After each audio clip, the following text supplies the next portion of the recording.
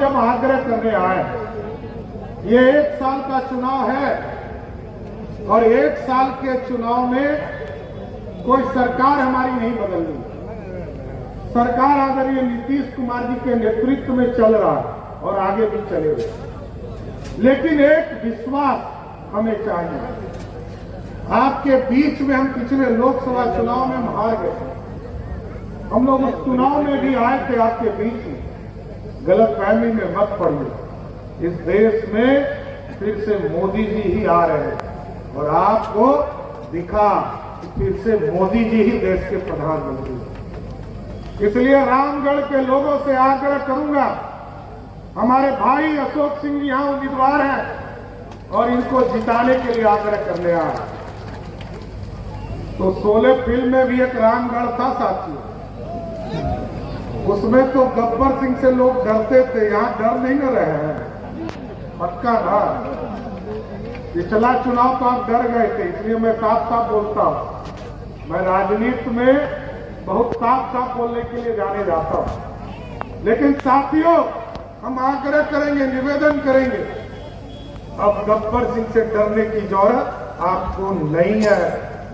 और गब्बर सिंह से नहीं डरोगे, क्योंकि जो डर गया तो मर गया, जो नहीं डरेगा वही बिहार के कल्याण के लिए खड़ा हो पाएगा साथियों। इसलिए हम आग्रह करने आए, क्या देश में यशस्वी प्रधानमंत्री जी के नेतृत्व में भारत बढ़ रहा है और आपको कई बार सांसद बनाने का काम आपने किया है, लेकिन 2014 के बाद देखिए साथियों, आज देश में भारत कहां खड़ा है। दुनिया में कभी भारत की ओर देखता नहीं था लोग, लेकिन आज यशस्वी प्रधानमंत्री नरेंद्र मोदी जी की तरफ देखता है। यूक्रेन और रशिया की लड़ाई हुई, आप याद कीजिए साहब, कोई अपने देश के लोगों को निकालने वाला नहीं था, लेकिन मोदी जी ने कहा भारत के बच्चे जो यूक्रेन में पढ़ने आए हैं उसको हम सिर्फ पैसे दिलाकर भारत ले जाएंगे।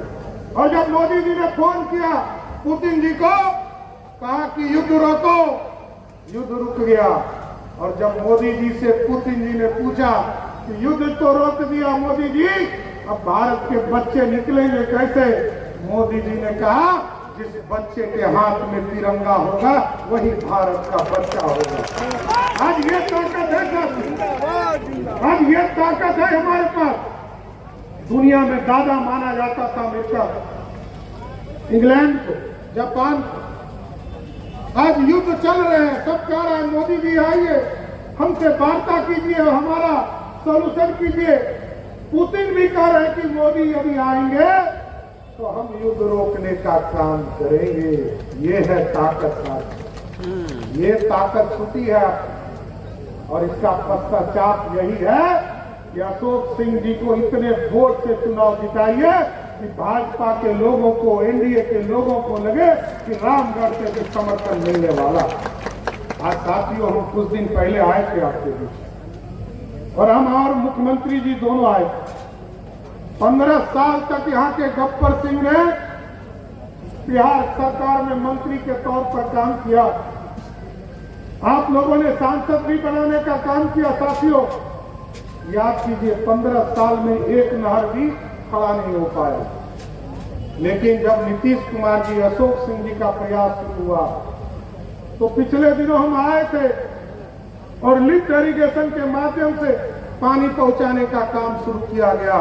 हम एक एक किसान को आश्वस्त करना चाहते हैं कि एकदम जमुनिया हो या कहीं और भी लिफ्ट इरिगेशन का काम करना हो, उसको नीतीश कुमार की सरकार गंगा से पानी देने का काम जरूर करने का काम करेगी।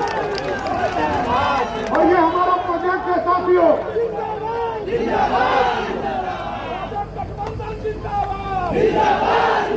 तो साथियों ये हमारा कमिटमेंट है बिहार के किसानों के प्रति। इरिगेशन का काम हम लगातार कर रहे हैं। पिछले दिनों आदरणीय मुख्यमंत्री जी के साथ हम आए थे और आगे भी आएंगे और चुनाव के बाद भी आएंगे और चुनाव के बाद आकर रामगढ़ के जो सपने हैं उसको भी साकार करने का काम आदरणीय नीतीश कुमार जी के नेतृत्व में किया गया।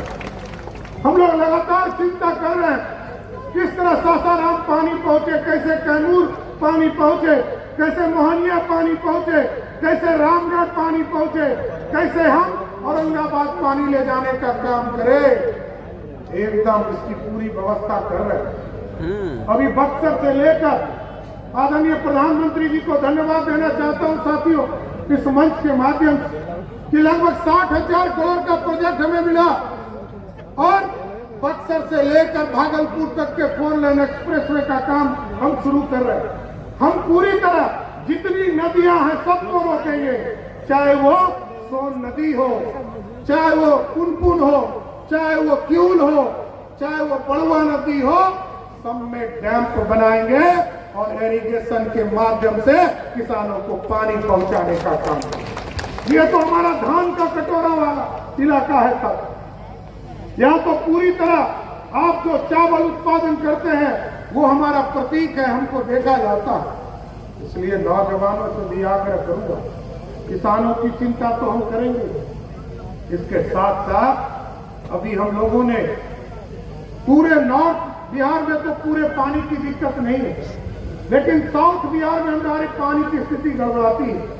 हम लोगों ने तय किया है, जन भागीदारी के माध्यम से यहाँ बैठे हैं हमारे मंत्री राजभूषण प्रसाद। अभी मैं सूरत गया था साहब, और सूरत में जल शक्ति मंत्री आदरणीय CR पाटिल साहब ने एक व्यवस्था खड़ा किया और कई साथी यहाँ बक्सर कैमूर के लोग भी हमसे मिले। हजारों की संख्या में लोग दान करना चाहते हैं और आपके बीच में पानी लंबे समय तक ये जो बरसाती पानी है इसको रोकने का काम शुरुआत किया जाए। इसलिए साथियों आग्रह करूंगा कि लगातार नीतीश कुमार जी के राज में विकास भी हो रहे और आगे भी बढ़ाने का काम किया जाए। लेकिन साथियों हम नौजवानों को कहना चाहते हैं कि आप साथियों एकदम बेफिक्र रहिए। 15 साल तक लालू जी बिहार के मुख्यमंत्री रहे साथियों, 1 लाख लोगों को भी नौकरी बिहार में नहीं मिला। लेकिन नीतीश कुमार जी के नेतृत्व में 2005 से लेकर 20 तक हम लोगों ने 7.5 लाख लोगों को नौकरी देने का काम किया। इससे काम नहीं चलेगा, अब इससे काम आगे बढ़ाना है। 2020 में जब एनडीए की सरकार बनी साथियों, नीतीश कुमार जी ने 7 निश्चय पार्ट 2 लाया और कहा 10 लाख सरकारी नौकरी देंगे। हम आपको स्वस्थ करते हैं, अशोक सिंह जी को चुनाव जिताइए, 2025 में वोट मांगने आएंगे। 10 लाख नौकरी नहीं 12 लाख नौकरी देकर आपके बीच में वोट मांगने आएंगे। लोग कहते हैं बिजली बिजली बिजुरी आवाज, अरे बिजली सिर्फ अपने लिए नहीं होता, इस पूरे समाज के लिए होता है सब। और देश के यशस्वी प्रधानमंत्री जी को याद कीजिए, 2014 में प्रधानमंत्री बनने के बाद उन्होंने कहा कि हम 2016 तक गांव-गांव बिजली पहुंचाने का काम करेंगे।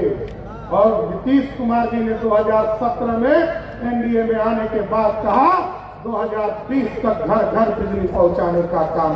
पहुंचा कि नहीं पहुंचा? पहुंचा ना। अब मोदी जी ने कहा साथियों, ये जो सूर्य बाबा है, ये जो भगवान सूर्य है, इनका आशीर्वाद लेना है और 1 करोड़ परिवार को हम सोलर युक्त बिजली देंगे और उसके घर में बिजली बिल आना पूरी तरह समाप्त करा देंगे।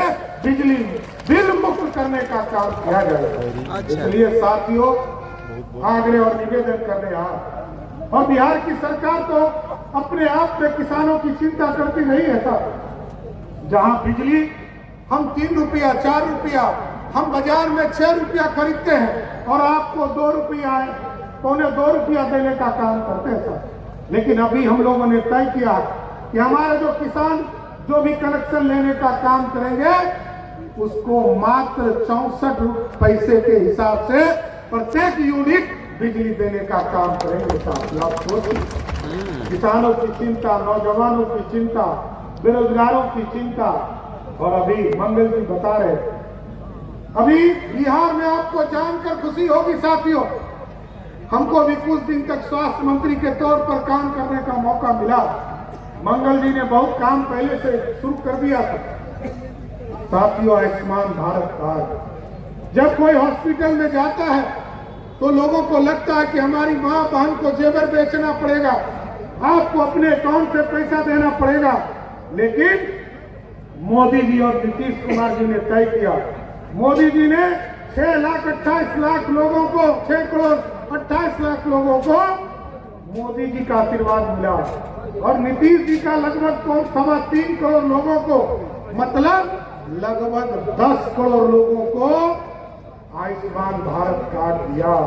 जिनको अनाज मिल रहा है, अनाज कितने लोगों को मिल रहा है? तनी हाथ उठाइएगा तो। जितने लोगों को अनाज मिल रहा है, मोदी जी की गारंटी है 5 लाख तक का किसी भी हॉस्पिटल में भर्ती होइएगा, उसका बिल मोदी और नीतीश कुमार पेमेंट करेंगे। आपको पेमेंट करने की जरूरत नहीं है। इसलिए विकसित भारत को बनाने के, ये हमारी सांस्कृतिक विरासत को बढ़ाने के लिए उत्तर प्रदेश साथियों बढ़ चला। उत्तर प्रदेश में प्रभु श्री राम, जब हमारे जदयू समता पार्टी की कहा, अशोक जी ने जब समता पार्टी का निर्माण हुआ था, तब से जब एनडीए का समर्थन दोनों का साथ हुआ, तब हम लोगों ने कॉमन मिनिमम प्रोग्राम बनाया और कहा गया कि कोर्ट का निर्णय आएगा, उसके बाद भगवान श्री राम को स्थापित करने का काम किया जाएगा। भारतीय जनता पार्टी विश्व हिंदू परिषद के लोग लोअर कोर्ट लड़े, हाई कोर्ट लड़े, सुप्रीम कोर्ट लड़े और जब सुप्रीम कोर्ट में जीत गए, तब अयोध्या में भव्य श्री राम का मंदिर स्थापित करने का काम किया गया। और इसलिए मैं स्वस्थ करता हूं बिहार के लोगों को, जिस तरह उत्तर प्रदेश में प्रभु श्री राम को स्थापित करने का काम किया गया है, हम लोगों ने भी तय किया है सीतामढ़ी में भी मां सीता को भी भव्य सीता मंदिर में स्थापित करने का काम किया जाए। इसलिए साथियों, आप लोगों से यही आग्रह करूंगा, निवेदन करूंगा, बिहार के विकास के लिए, देश को ताकत देने के लिए, मोदी जी और नीतीश कुमार जी को ताकत देने के लिए, और यहाँ पर हमारे भाई, बड़े भाई उपेंद्र कुशवाहा जी बैठे, सभी लोगों को ताकत देने के लिए आप एक वोट 13 तारीख को कमल छाप के निशान पर दीजिएगा और जैसे ही कमल छाप के निशान को दीजिएगा, वैसे ही 23 तारीख को अशोक सिंह जी पटना पहुंच जाएंगे और आपका विजय हो जाएगा। तो जिताइएगा ना, पक्का ना? एक बार जोरदार ताली बजाकर अशोक सिंह जी को समर्थन देने का काम कीजिए। बहुत बहुत धन्यवाद। बहुत बहुत